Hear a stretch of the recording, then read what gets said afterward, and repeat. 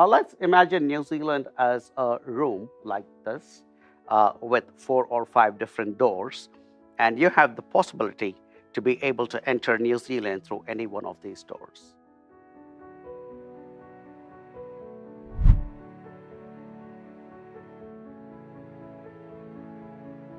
Hi, my name is Arun Jacob, and I'm an immigration expert.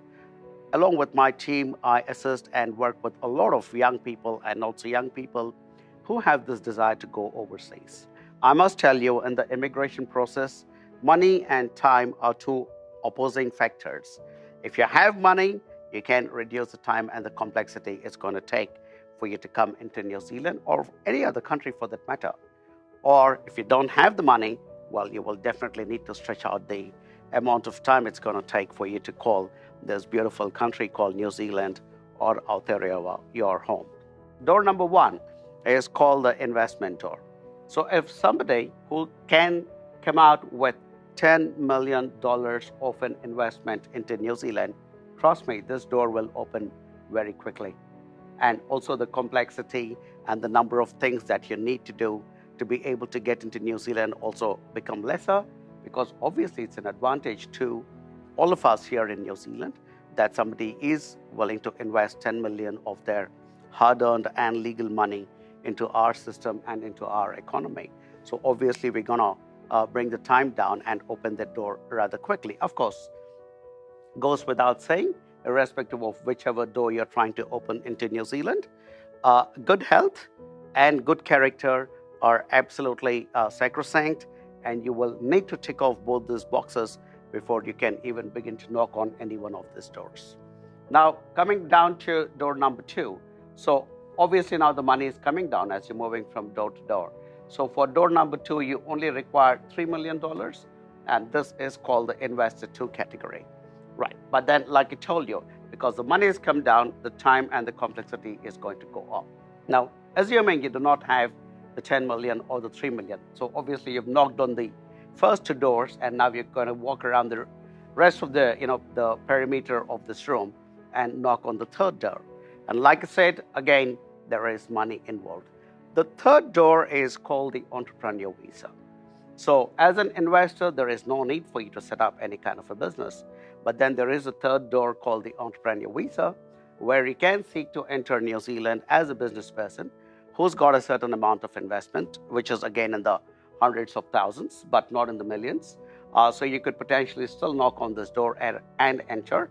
But because now the money that is required to be invested has dropped down quite significantly, the time is also going to go up quite significantly.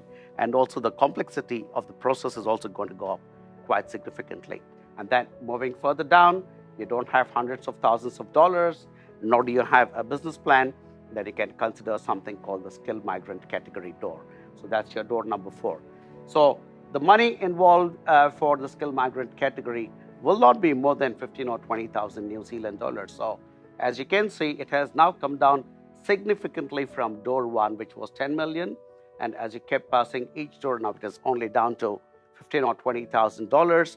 But the time and the complexity is certainly going to increase. And then finally, if you are also not able to make it through the process called the skilled migrant category, you can knock on the last door, which is called the study and settle pathway.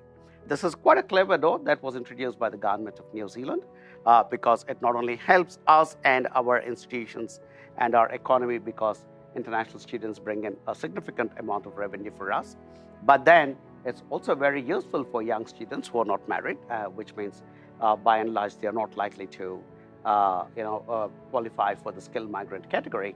So they still have an opportunity to come into New Zealand and pick up world-class education from one of our fantastic institutions. And after you complete the study, depending on whether it was what level of study that you completed, you can get a 1, 2, or 3 years post-study work visa.